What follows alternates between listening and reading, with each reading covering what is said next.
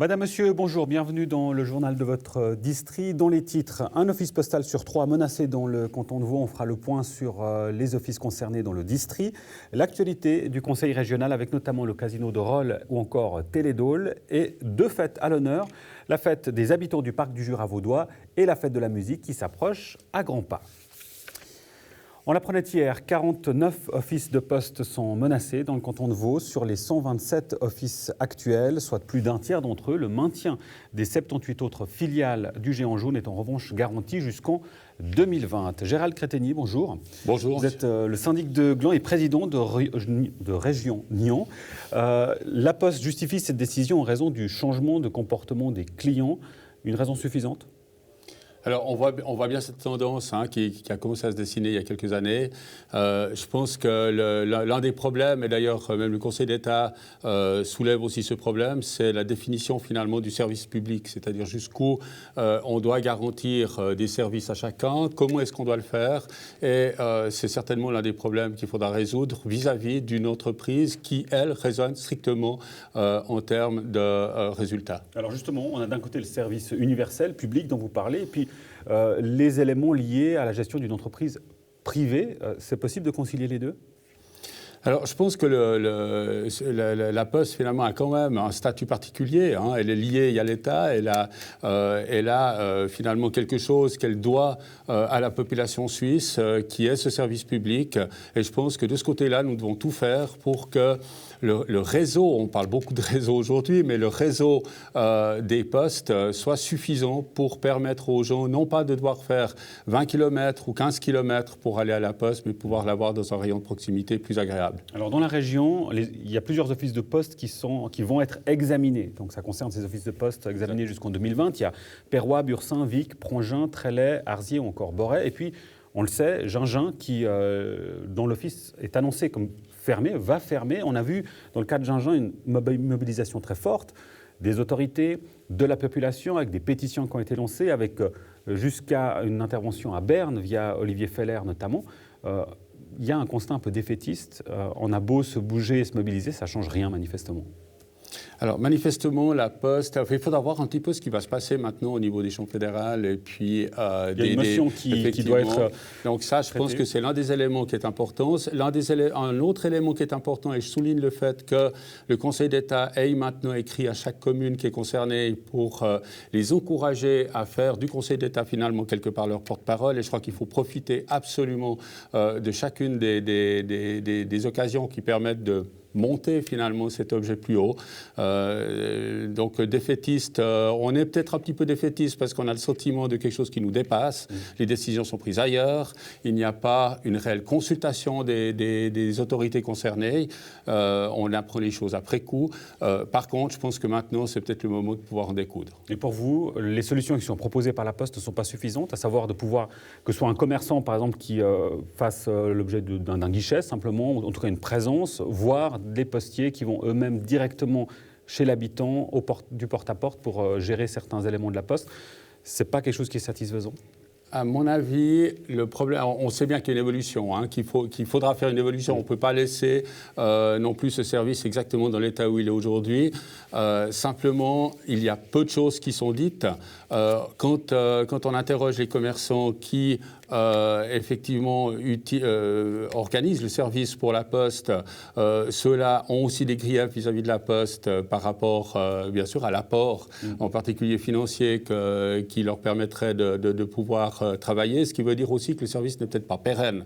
On ne sait pas ce qui va se passer dans 5 ou 10 ans. Et là, je pense que quand on parle de service à la population, il faut avoir quand même une vision à plus long terme. Gérald Crétegny, on profite de votre présence pour évoquer la question du Conseil régional. Vous avez déclaré vouloir faire plus de séances au Conseil régional. On parle des séances du Conseil intercommunal, c'est juste ? Exactement. Pour quelle raison ? Alors, simplement le conseil, je vous donne juste un exemple qui est tout à fait clair. Nous allons avoir la semaine prochaine un conseil intercommunal où il y a 7 préavis à l'ordre du jour. Donc 7 préavis pour un conseil intercommunal, c'est beaucoup. Il y a trop de dossiers à traiter. Il y a beaucoup de dossiers à traiter et si l'on veut que ce conseil reste de qualité, si l'on veut aussi que la discussion et le débat se passent de manière correcte, parce qu'il commence maintenant à bien évoluer le débat. Et pour moi, c'est une garantie, en tout cas, de l'effet démocratique. Donc, il faut que ça puisse continuer. Et là, le CODIR s'interroge effectivement actuellement sur le nombre de séances qu'il faudrait mettre à l'ordre du jour pour l'année prochaine. On parle de plus en plus de la difficulté des élus à concilier vie professionnelle, vie publique, voire vie privée. Est-ce que de rajouter des séances, c'est vraiment une bonne idée dans le contexte actuel ? Il faut faire attention de ne pas trop en rajouter. C'est pour ça qu'on se pose la question exactement de ce qu'il faut faire. Mais de rester strictement au statu quo, je pense que ça risque d'amener beaucoup de frustration également. Gérald Crétegny, un grand merci pour votre présence. On vous retrouve tout à l'heure dans l'émission du débat avec Rodolphe Henner. Merci. Merci beaucoup. Et justement, le Conseil régional tenait sa conférence de presse. Le Conseil régional qui souhaite augmenter la subvention du casino de théâtre de Rolle à 280 000 francs pour les 4 ans à venir. Un joli soutien pour cette institution de la culture rolloise qui est en pleine renaissance. Rodolphe Henner. L'idée, c'est de financer toutes les activités culturelles, où qu'elles soient dans la région, et l'Est est important pour la région. Donc, c'est aussi valoriser le travail qui a été fait par les responsables du casino, le soutien important et augmenté que la ville de Rolle accorde à cette activité, et donc la région, de manière subsidiaire, vient également avec un soutien important. On est dans la continuité, mais c'est vrai que la région souhaite que les choses se professionnalisent au maximum. C'est vrai qu'aujourd'hui, il y a un certain nombre de professionnels qui y travaillent, mais on sait qu'on a aussi besoin encore de bénévoles. L'idée n'est pas d'abandonner le bénévolat, mais d'essayer de fidéliser et puis aussi de rémunérer un certain nombre d'acteurs. Donc il y a une augmentation des besoins, mais il y aura aussi également une augmentation de l'offre. Un peu partout dans le district, notamment sur la Terre Sainte, on soutient les variations musicales et on espère pouvoir augmenter notre soutien. On sait que Benien, le Cheval est important pour la région, donc on soutient également ce festival. Et puis on se réjouit chaque fois qu'il y a des demandes ponctuelles qui interviennent un peu partout dans le district et c'est assez intéressant de voir que le district foisonne d'activités culturelles. À la base, le Conseil régional s'est donné pour mission tout ce qui avait trait à l'aménagement du territoire. Pourquoi la culture ? Quelle est l'importance de la culture pour fédérer un territoire donné, justement ? Alors historiquement, c'est une demande des communes de dire on soutient différentes écoles de musique, on soutient différents conservatoires, et puis les communes soutenaient différemment en fonction de leurs moyens. Et en fait, le conseil régional a été interpellé par les communes en disant il faudrait régulariser ceci.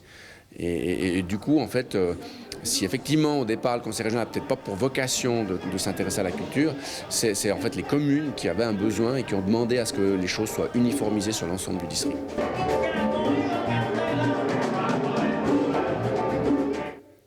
Cette bonne nouvelle pour les habitants du hameau de Tranchepied à la RIP, la ligne de bus 810 y fera enfin halte dans les mois à venir. C'est du moins le projet du village et du conseil régional. Rodolphe Henner. Donc on a une extension de cette ligne, ça a été demandé par la commune de la RIP et ça va avoir lieu 9 fois par jour, du lundi au vendredi. C'est surtout pour les élèves qui ce sera important, ils auront le bus qui passera dans le village de Tranchepied. Comment on le finance, cette prolongation de ligne ? Alors, dans ce cas présent, c'est une expérimentation de ligne et le fonds régional, le fonds TP régional finance les expérimentations. Donc, en partie, et la plus grande partie sera financée par la commune de la RIP. Est-ce qu'on est dans une période de test ? Et si oui, combien de temps va-t-elle durer ? Alors ça, pour l'instant, pour le prochain TRV, oui, on est dans une période de test et c'est remis en question tous les 2 ans, les périodes TRV. D'accord, donc pour la ligne de bus qui va jusqu'à Tranchepied, on se laisse 2 ans. Voilà, on se laisse 2 ans, 18-19. Et évoquons à présent l'avenir du massif de la Dôle. Après avoir confié la gestion du domaine de ski à la société française Sogestar, il reste au Conseil régional d'acter la reprise des parts des 48 communes actionnaires. Responsable des finances au Conseil régional, Chantal Landero nous explique cette dernière étape avant tout administrative. Alors, les collectivités publiques de notre district ont choisi de remettre leurs actions Télédôle au Conseil régional pour que ce dernier devienne en fait le propriétaire de ces actions. Et là, le CODIR présente un préavis pour la reprise officielle de ces actions avec la part de cautionnement qui est liée, puisque les collectivités publiques s'étaient engagées auprès d'un prêt de LDER. Et puis, on devient cautionnaire de ces plus de 2 millions de francs sur les actions de Télédôle. Donc c'est la fin de la procédure visant à ce que Télédôle soit géré par la région. Exactement. C'est-à-dire qu'il y a un conseil d'administration de Télédôle SA, qui est une entité, et ce n'est pas le CODIR qui gère entièrement Télédôle. Télédôle est un propre organisme, mais le conseil régional se retrouve propriétaire de plus de 86% des actions de Télédôle. Avec une particularité, il reste 4 communes qui ont choisi de ne pas céder ces actions et de les conserver. Oui, exactement. Donc 4 communes restent propriétaires de leurs actions. Dans ces 4 communes, il y a 3 communes qui ne sont pas membres du conseil régional et Vic qui est membre mais qui pour l'instant a choisi de garder ses actions. La clinique de Genelier obtient l'autorisation pour s'agrandir. Le conseil communal de Genelier valide un nouveau plan partiel d'affectation pour le quartier à la Joie. L'enjeu principal étant le trafic qu'engendreraient les nouveaux aménagements. Un revêtement phono-absorbant sera posé sur toutes les routes du village. La clinique de Genelier pourra ainsi réaliser une extension au sud du bâtiment principal et un centre de physiothérapie, notamment. L'offre de stationnement y passera à 644 places, soit 193 de plus. La syndic Florence Retta souligne dans les colonnes du quotidien de la Côte que la plupart des voitures en transit viennent des communes du Cré du Jura et non de la clinique. La génération du trafic lié au projet global est estimée à 500 mouvements de véhicules supplémentaires par jour contre les 1300 mouvements enregistrés actuellement. En bref, toujours, les travaux d'aménagement ont débuté la semaine dernière au Square Pertan à Nyon. En cause, l'aire de jeu qui ne répondait plus aux normes de sécurité. Au-delà du démontage de la place de jeu, c'est l'ensemble du lieu qui sera revu avec l'installation d'une buvette, une terrasse et une aire de pique-nique. Des aménagements temporaires prévus pour une durée de 4 à 6 ans et qui ne nécessitent donc pas de travaux lourds selon la ville. À terme, c'est la réalisation du parking Pertan qui est attendue. Et la fin de ces travaux de réaménagement temporaire est prévue pour le 20 juin. La buvette, elle, ouvrira la semaine prochaine déjà. Je vous le disais en titre, le parc du Jura vaudois invite la population à participer à la 2e fête des habitants, une fête qui se tiendra à Chaiseray le samedi 17 juin. Rémi Vichard, bonjour. Bonjour. Vous êtes directeur adjoint dans le parc Jura vaudois. Un mot sur le programme, qu'est-ce qu'on pourra y voir et y faire ? Alors un programme diversifié, orienté principalement en direction des familles. On a voulu cette fête vraiment ouverte à tout un chacun, autant aux particuliers qu'aux plus jeunes, qu'aux plus âgés. Donc vraiment, on a des animations pédagogiques pour les enfants, des excursions avec des calèches, des concerts, une verrerie gratuite, une partie officielle, des stands de dégustation.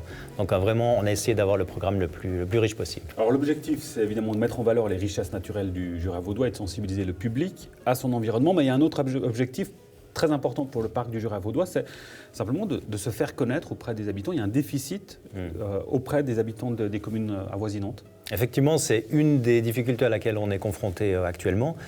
On est une institution relativement jeune. C'est vrai qu'on a été labellisé par la Confédération en début 2013. Et c'est vrai qu'on a fort à faire pour augmenter cette visibilité. On a fait le choix d'abord de développer nos projets pour acquérir une certaine crédibilité.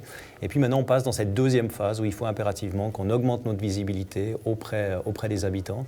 Je dirais que cette visibilité, elle est relativement acquise auprès des municipalités, de nos 30 communes. Mais on a encore effectivement des efforts à faire pour que tout un chacun comprenne qu'il vit dans un parc, ce que ça implique, ce que ça lui permet, et puis tous les projets qui sont développés. Donc la fête des habitants qu'on développe cette année à Chaiseray va certainement permettre en partie de répondre à cet objectif de visibilité. Et l'objectif aussi par rapport à l'édition précédente, c'est de pouvoir faire venir des non-connaisseurs justement de la thématique et bien sûr du parc, pas seulement des habitués, des autorités justement. Le but, c'est de ne pas toucher tout le temps que ceux qui sont convaincus. C'est vrai qu'on a cet enjeu, effectivement, de faire en sorte que les personnes qui seraient peut-être moins interpellées par les thématiques qu'on traite participent également à la fête des Alors, habitants. quel message leur faire passer? Ils nous regardent peut-être justement. Qu'est-ce que vous leur diriez pour venir à cette fête? Alors, ce qu'on pourrait leur dire, c'est qu'on est une institution qui n'est peut-être pas ce à quoi elle s'imagine, en tout cas ne correspond pas à ce qu'ils s'imaginent qu'elle est, donc on n'est pas du tout un projet de mise sous cloche de la nature, on n'est pas un projet d'interdiction, le parc lui-même n'interdit ou n'oblige absolument rien, on est un programme de collaboration entre 30 communes territoriales qui décident pour une période de 10 ans de travailler ensemble, dans le sens de la durabilité.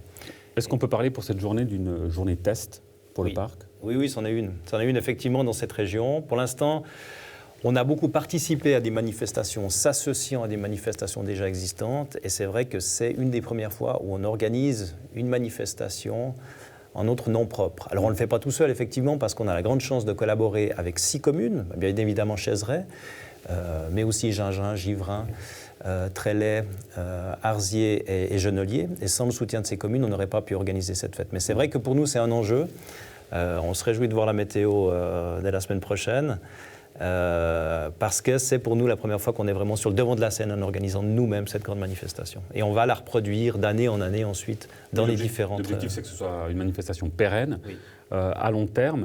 La question, on le comprend par rapport à ce que vous dites, le parc aujourd'hui est à un moment charnière de son évolution et de son histoire. Oui, absolument, vous avez raison. Encore une fois, pour faire le lien avec ce que j'évoquais tout à l'heure, on a vraiment ce besoin d'augmenter notre visibilité. Ça, c'est clair. On a prévu de le faire pas seulement à travers l'organisation d'une fête des habitants, mais en travaillant beaucoup plus sur les réseaux sociaux, en continuant à envoyer nos 60 000 journaux par année en tout ménage, en collaborant typiquement avec Nyon Région Télévision. On est en train de développer un accord de partenariat avec vous. C'est vraiment un enjeu pour nous, vraiment de se faire connaître de la population. Et puis, on espère que ça va être la première pierre de l'édifice. De montrer et de se montrer, en l'occurrence pour le parc du Jura vaudois. On le rappelle, donc samedi 17 juin, c'est à partir de 13h. À partir de 13h, oui. Jusqu'à minuit. Jusqu'à plus soif, donc jusqu'à vers minuit, j'imagine. Ouais. Et évidemment, on ne l'a pas précisé, mais c'est une manifestation qui est gratuite. Oui, absolument. Merci beaucoup, Rémi Vuchard. Bonne fête d'ores et déjà pour ce samedi 17 juin. Merci à vous. Au revoir.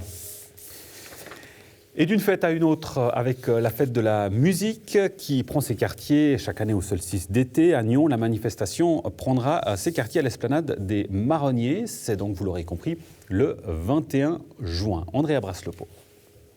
Je vous souhaite la bienvenue à cette séance de presse. Plus que quelques jours avant la fête de la musique le 17 juin, chaque année, ce sont plus de 300 musiciens qui animent les scènes de Nyon. L'association de la manifestation musicale gratuite lève le voile sur les nouveautés de cette édition. Cette année, donc, il y a 9 lieux qui seront répartis dans toute la ville.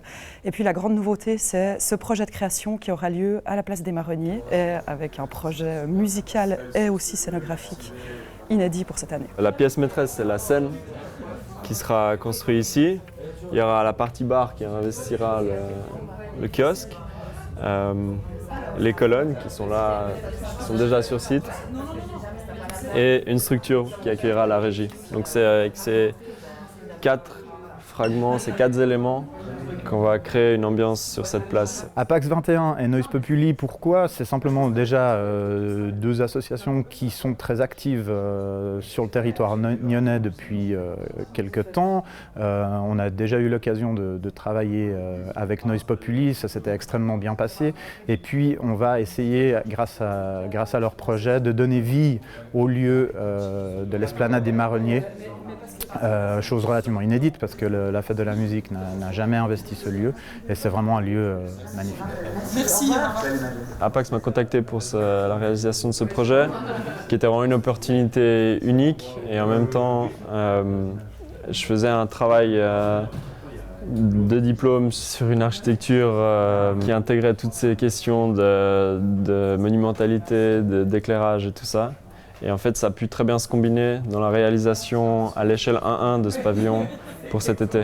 Donc c'est assez monumental, mais c'est le but, c'est la fonction de cette scène. c'est d'avoir un impact et de chambouler ce lieu qui est très calme. La fête de la musique doit se réinventer un petit peu chaque année, apporter des nouvelles choses. C'est vrai que de ce côté-là, c'était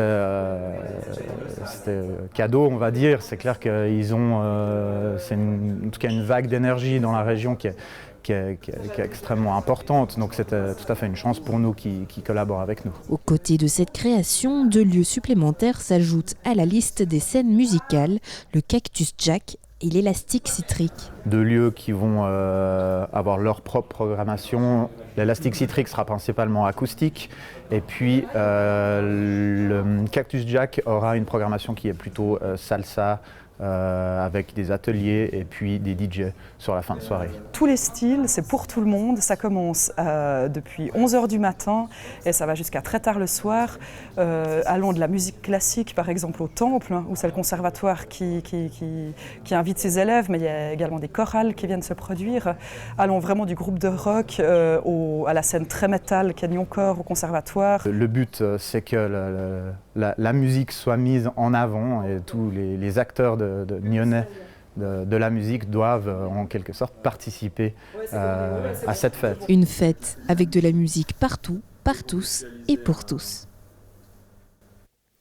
Voilà, une petite rectification. La fête de la musique aura lieu le samedi 17 juin à Nyon, donc à l'esplanade des Marronniers. Vous l'aurez compris, la principale nouveauté cette année, c'est la présence du collectif Apax 21 et l'association de musiciens Noise Pupuli qui est également présent. Avec nous, Alexandre Caspar, bonjour. Membre du collectif Apax 21, on l'a vu, vous y avez présenté une nouvelle scène entièrement imaginée par Thomas Revel, qu'on a vu dans le sujet. On va revenir sur les particularités de cette scène, tout en bois et facilement démontable. Exactement, ouais, c'est ce qu'on voulait faire en fait à la base. On s'est dit que comme c'était un projet artistique, on voulait amener quelque chose en plus. Et on avait déjà travaillé avec Thomas pour un événement qu'on avait fait à l'usine à gaz, qui avait aussi construit une structure en bois. Et du coup, il s'associe avec Kevin Prel, qui travaille le bois assez bien aussi, qui est dans une école. Et du coup, on a pensé à ces structures qui seraient une scène qu'on pourrait démonter et qui serait originale.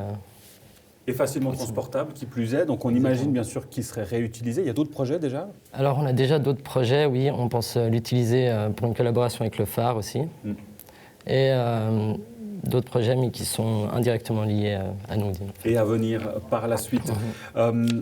L'association existe, sauf erreur, depuis 18 mois.